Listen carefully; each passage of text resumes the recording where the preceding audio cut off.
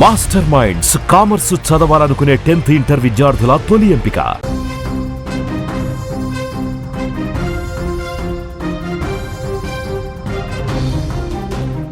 Tamil Nadu assembly ఎన్నికల్లో దళపతి విజయ్కు చెందిన TVK party అనూహ్యమైన విజయాన్ని సాధించింది.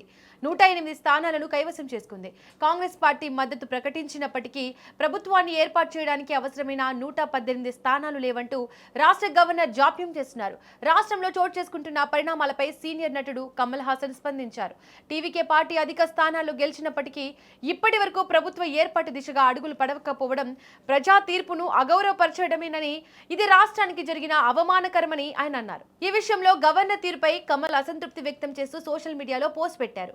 తమిళనాడు శాసనసభ ఎన్నికల్లో ఏ ఒక్క పార్టీకి స్వతంత్రంగా ప్రభుత్వాన్ని ఏర్పాటు చేసే అధికారాన్ని ప్రజలు కట్టబెట్టలేదు.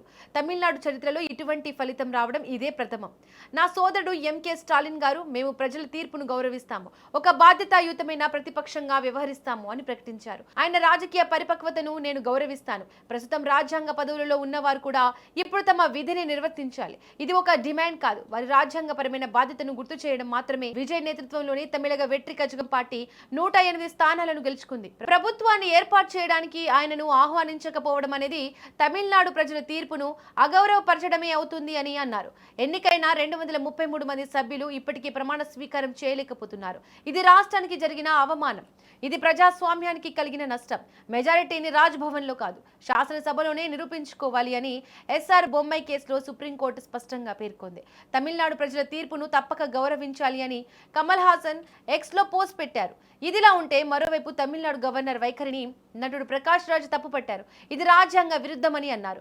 విజయ్ కు ప్రజా తీర్పు వచ్చిందని, సభలో మెజారిటీ నిరూపించుకునే అవకాశం ఇవ్వాలని ఆయన డిమాండ్ చేశారు. గవర్నర్ ప్రవర్తన అత్యంత అసహ్యకరమైందని, ఆమోదయోగ్యం కాదని అన్నారు.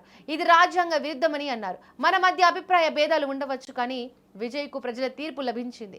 సభలో తన హక్కును నిరూపించుకునే అవకాశం అతనికి కల్పించాలి అని ప్రకాష్ రాజ్ సోషల్ మీడియాలో పోస్ట్ చేశారు. ప్రభుత్వ ఏర్పాటుకు సంబంధించి గవర్నర్ను విజయ్ కలిసిన నేపథ్యంలో ప్రకాష్ రాజ్ తన పోస్ట్లో మద్దతు తెలిపారు.